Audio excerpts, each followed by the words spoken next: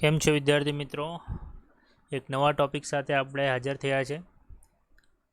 આપણે આના પહેલાંના વિડીયો લેક્ચરની અંદર ટોરોઇડની ચર્ચા કરી હતી, બરાબર છે. તો સોલેનોઇડ, ટોરોઇડ, બરાબર છે, અને ઘણા બધા મહત્ત્વના ટૉપિકો આપણે પહેલે જ ચર્ચા કરી લીધા છે, બરાબર. બાયોસાવરનો નિયમ, એમ્પિયર સર્કિટલ લૂપ, બરાબર. એ બધા વિડીયો લેક્ચર જો તમારા જોવાના બાકી હોય તો મહેરબાની કરીને જોઈ લેજો, કેમ કે ખૂબ જ આઈએમપી લેક્ચર હતા. મહત્ત્વપૂર્ણ થિયરીઓ આપણે પહેલે કવર કરી લઈએ છીએ. હવે આપણે આગળ આવીએ. આ લેક્ચરની અંદર આપણે સમાન ચુંબકીય ક્ષેત્રમાં વિદ્યુત ભાર પર લાગતું બળ સમજવાનું છે કે કોઈ કણને, વિદ્યુત ભારિત કણને જો સમાન ચુંબકીય ક્ષેત્રમાં રાખવામાં આવે ત્યારે તેના પર ચુંબકીય ક્ષેત્રના કારણે કેટલું બળ લાગે છે તેનું સૂત્ર આપણે મેળવવાનું છે. અને આ જે સૂત્ર છે તે તમને વારે ઘડી ઉપયોગ થવાનું છે, બરાબર છે. કે જે આના પછી જે અલગ અલગ થિયરીઓ આપણે ભણવાના છે એ થિયરીની અંદર આ સૂત્રનો ઉપયોગ વારે થવાનો છે, બરાબર. તો તમે આ સૂત્રને ધ્યાનથી સમજી લેજો, બરાબર.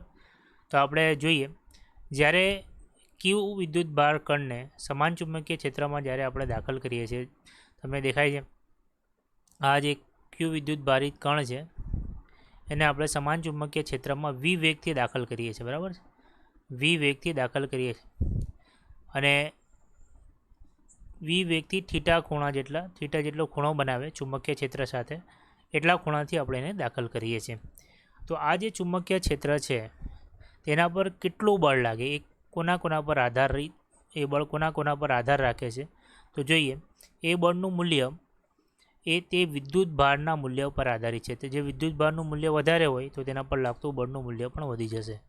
તે બળનું મૂલ્ય ચુંબકીય ક્ષેત્ર પર આધારિત છે, કે જે ચુંબકીય ક્ષેત્ર આની જો પ્રબળતા વધારે હોય, એટલે ચુંબકીય ક્ષેત્ર જો આવી રીતે જો નજીક બતાવવામાં આવે એનો મતલબ એવો થાય કે ચુંબકીય ક્ષેત્ર શું છે? પ્રબળ છે. તો ચુંબકીય ક્ષેત્ર જો પ્રબળ હોય, બરાબર છે, જો ચુંબકીય ક્ષેત્ર પ્રબળ હોય એનો અર્થ એવો થાય કે બળ જે છે કેવું હશે? પ્રબળ હશે. અને ત્રીજી એક વસ્તુ પર તે આધારિત છે કે વેગના, જો આપણે થીટા જેટલો ખૂણો બનાવતો હોય તો વેગના જો આપણે બે ઘટકો પાડીએ તો વી એ કોસ થીટા બને અને એક વી એ સાઇન થીટા છે.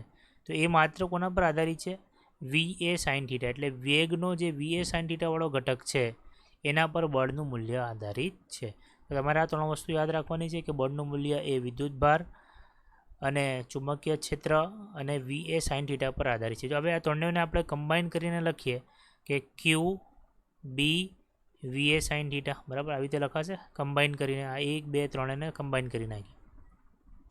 હવે આ છે ચલે છેની નિશાની. હવે ચલે છેની નિશાનીની જગ્યાએ આપણે શું લખીએ? બરાબરની નિશાની. અને એક અચળાંક આપણે મૂકવો પડે, એ અચળાંક આપણે મૂકી દઈએ કે. અને કેની વેલ્યુ આપણે ધારી લઈએ કે 1 છે. અચળાંકની વેલ્યુ કેટલું ધારી લઈએ? 1 છે. તો આપણને સૂત્ર મળી જશે ક્યુ બી વી સાઇન થીટા, બરાબર. ક્યુ બી વી સાઇન થીટા.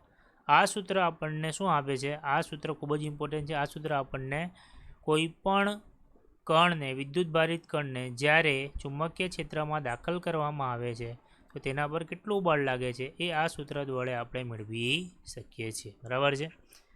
ખ્યાલ આવે છે તમને? ચલો, હવે એના માટે અલગ અલગ કિસ્સાઓ આપણને આપેલા છે.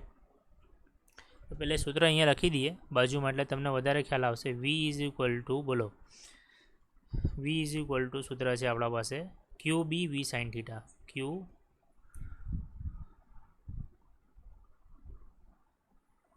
એફ ઇઝ ઇક્વલ ટુ ક્યુ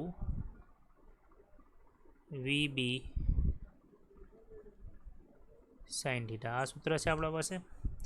તો આ સૂત્ર પ્રમાણે આપણે શું લખી શકીએ? જો વિદ્યુત ભારિત કણ સમાંતર વેગ વીથી દાખલ કરવામાં આવે છે. હવે શું કહે છે કે જે વિદ્યુત ભારિત કણ છે ને, વિદ્યુત ભારિત કણ, જો આપણે આકૃતિ દોરીએ આવી રીતે, આ ચુંબકીય ક્ષેત્ર છે, બરાબર. આપણું શું છે? આ ચુંબકીય ક્ષેત્ર.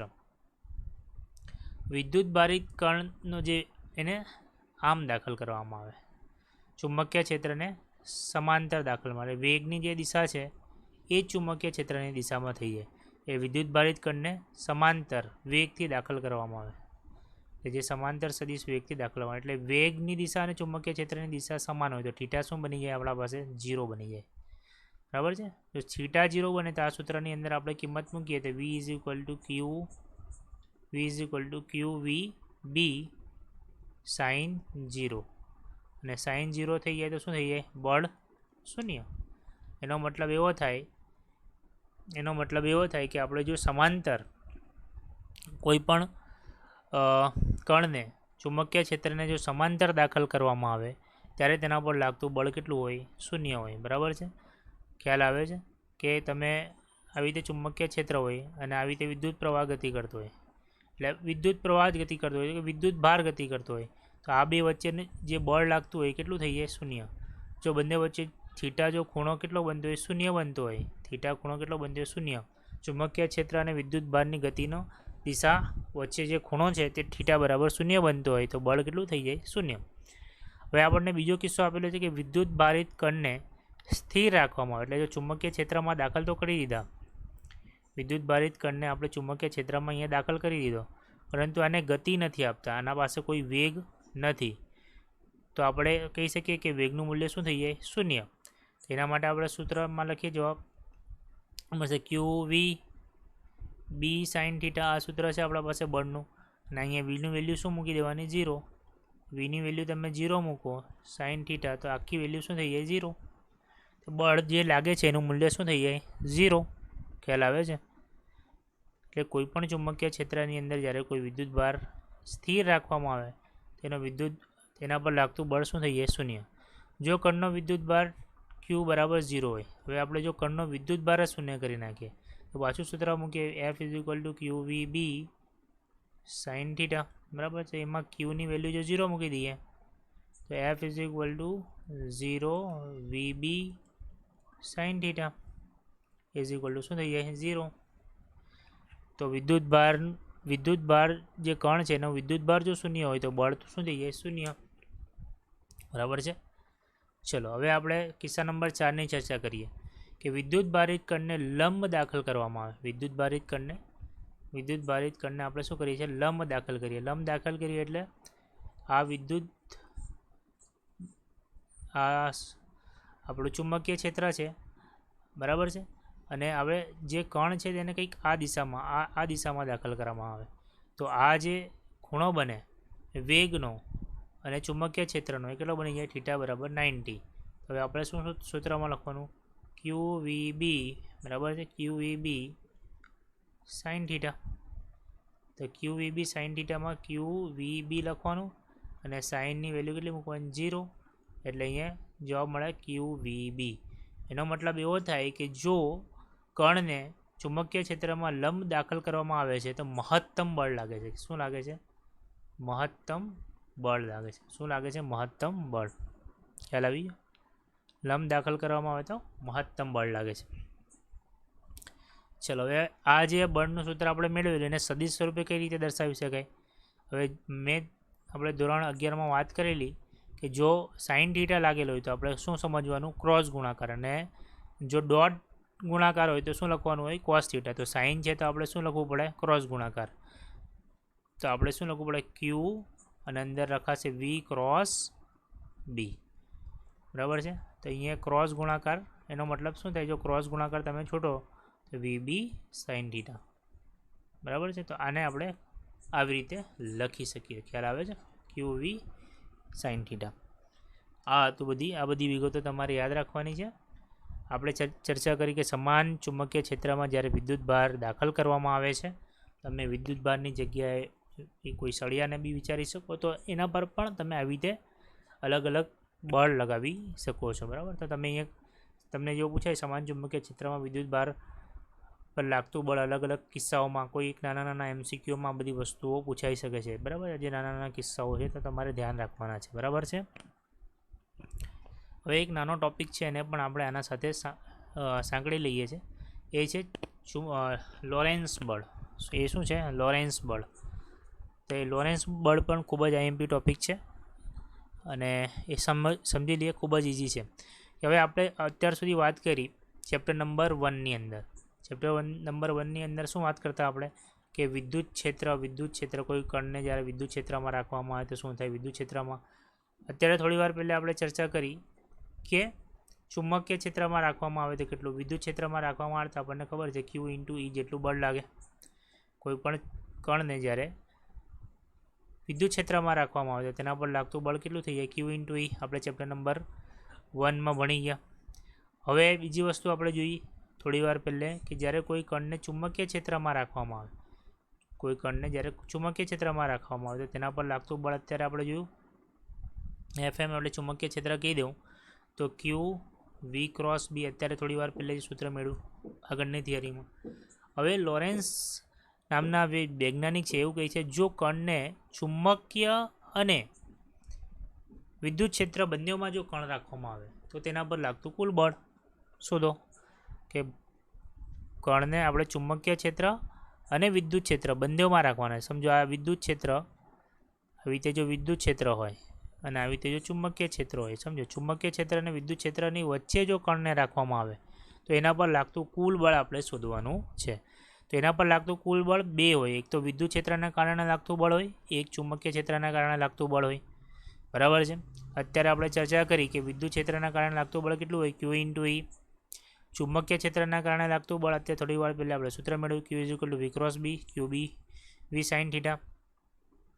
હવે આપણે જે સમીકરણ નંબર 1 લખ્યું કે વિદ્યુત ક્ષેત્ર વત્તા ચુંબકીય ક્ષેત્ર બંનેના બળોનો સરવાળો, બરાબર, બંનેના બળોનો આપણે શું કરવાનો છે? સરવાળો. તો બંનેના બળોનો આપણે શું કરી દઈએ? કિંમત મૂકી દઈએ. સમીકરણ નંબર 2 અને સમીકરણ નંબર 3ની કિંમત સમીકરણ નંબર 1માં મૂકી દઈએ.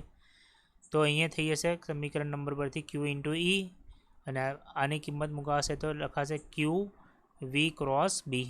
બરાબર છે. અહીંયા લખાશે વી ક્રોસ બી. ખ્યાલ આવે છે? હવે આ બેમાંથી ક્યુ ક્યુ છે બંનેમાં તો ક્યુ ક્યુ આપણે શું કરી નાખીએ? કોમન કરી નાખીએ. એટલે આમાં બી ક્યુ છે અને આમાં બી શું છે? ક્યુ છે. બંનેમાંથી ક્યુ શું હશે? સામાન્ય આવી જશે. તો ક્યુ બહાર નીકળી જશે. અહીંયા દેખાય છે. અંદર શું બની જશે? ઈ. એટલે અંદર આ બચશે ઈ પ્લસ વી ક્રોસ બી અને આપી દઈએ સમીકરણ નંબર 4. ખ્યાલ આવે છે ને બધાને? ચલો, વેરી ગુડ. એટલે આ હતું આપણે જે આ સૂત્ર મેળવેલું છે આ લોરેન્સ બળનું સૂત્ર છે. જો તમને લોરેન્સ બળનું સૂત્ર મેળવવા કહે તો માત્ર અહીંયાથી લઈને અહીંયા સુધી થિયરી લખવાની છે. બરાબર છે. અને જો એના કિસ્સાઓની ચર્ચા કરવા કહે તો પછી આ આગળની ચર્ચા કરવાની છે. જો હવે આપણે શું કરીએ કે જો વિદ્યુત ભારિત કણને લંબ રૂપે દાખલ કરીએ, બરાબર છે, એટલે વિદ્યુત ભારિત કણને આપણે શું કરીએ? ચુંબકીય ક્ષેત્ર અને વિદ્યુત ક્ષેત્રમાં લંબ રૂપે દાખલ કરીએ. લંબ રૂપે દાખલ કરીએ એટલે થીટા શું બની જાય? 90. તો આની અંદર આપણે જે આગળ સૂત્ર લખ્યું સમીકરણ નંબર 4માં ખૂણો કેટલો લખી દેવાનો? 90. આ ખૂણો 90 લખીએ તો આપણને સૂત્ર મળીએ એફ ઇઝ ઇક્વલ ટુ. આ એક કિસ્સાની ચર્ચા આપણે કરી લીધી. બીજી એક વસ્તુ તમારે નોંધ રાખવાની છે કે લોરેન્સ બળનું મૂલ્ય હંમેશા શૂન્ય હોય જ્યારે વિદ્યુત ક્ષેત્ર, ચુંબકીય ક્ષેત્ર અને વેગ બધા એકબીજાને લંબ હોય છે. સમજો આવી રીતે. સમજો આ થઈ ગયું તમારું વિદ્યુત ક્ષેત્ર, આ થઈ ગયું તમારું ચુંબકીય ક્ષેત્ર, બરાબર છે, અને સામેની બાજુથી આ રીતે જો તમારો વેગ હોય તો આ બધા એકબીજાને લંબ થઈ ગયા. આના સાથે 90 ખૂણો, આના સાથે 90 ખૂણો, આના સાથે 90 ખૂણો, બરાબર છે. આ બે વચ્ચે બી 90 ખૂણો. તો આ રીતે જો કન્ડિશન હોય ત્યારે જો કંઈ કણને આવી રીતે દાખલ કરીએ તો તેના પર લાગતું જે બળ હોય લોરેન્સ ફોર્સ એ શું થઈ જાય? શૂન્ય થઈ જાય.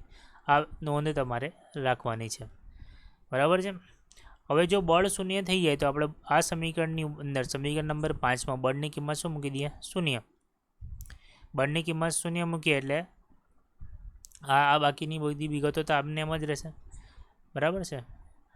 બાકીની બધી વિગતો એમને એમ જ. આ E0. હવે આ જે ક્યુ છે પેલી બાજુ જાય તો શું થઈ જાય? 0 થઈ જાય. આ શું થઈ જાય? 0. એટલે ઈ પ્લસ બી ઇન્ટુ વી. હવે આ પ્લસ છે તો પેલી બાજુ જાય તો આપણે માઇનસ લખી દઈએ તો is equal two minus BV. એના પરથી જો વીને કરતાં બનાવીએ અને બંનેને શું કરીએ? માનાંકમાં લખી દઈએ તો આપણને વેગની કિંમત મળી જાય. તો આ વેગની કિંમત શું દર્શાવે છે? આ વેગની કિંમત એ દર્શાવે છે કે જ્યારે ચુંબકીય ક્ષેત્ર, બરાબર છે, ચુંબકીય ક્ષેત્ર, વિદ્યુત ક્ષેત્ર અને વેગ જો એકબીજાને પરસ્પર લંબ હોય તો વેગનું મૂલ્ય આપણને આટલું મળે છે. આ વેગનું મૂલ્ય આપણને આટલું આપે છે. આટલી વિગતો તમને ક્લિયર થઈ ગઈ? કોઈ ડાઉટ આટલામાં નથી ને? ચલો, વેરી ગુડ. ચલો, હવે આના પછીની જે લેક્ચર હશે એની અંદર આપણે ચર્ચા કરીશું ચુંબકીય ક્ષેત્રમાં મૂકેલા વિદ્યુત પ્રવાહધારિત સુરેખ સળિયા પર લાગતું બળનું સૂત્ર મેળવીએ. તો નેક્સ્ટ વિડીયો લેક્ચરમાં આપણે મળીએ. બરાબર છે. આ થિયરી સાથે અહીંયા સુધીની થિયરી તમે કમ્પ્લીટ કરી નાખજો. Thank you very much.